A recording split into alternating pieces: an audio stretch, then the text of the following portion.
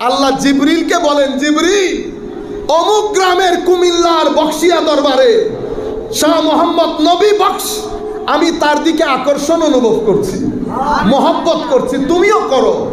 জিবরিলও মহব্বত করে। দুনিয়াবাসী ঘুমে, দুনিয়াবাসী জানে না রেভলিউশন ঘটে গেছে উপরে, রেভলিউশন ঘটে গেছে উপরে। জমিন থেকে ঘরের একটা কোনায় বসে ওনারা আল্লাহ বলেন, আল্লাহ আল্লাহ আল্লাহ আল্লাহ আল্লাহ বলছেন।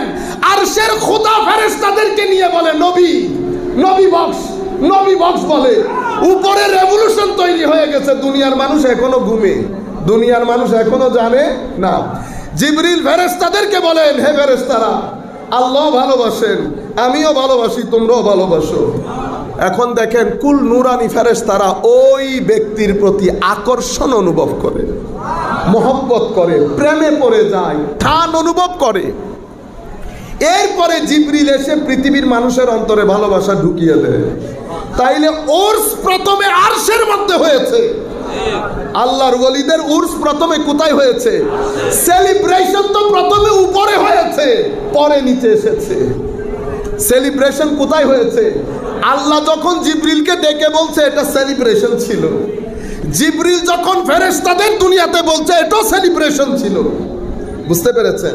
আচ্ছা।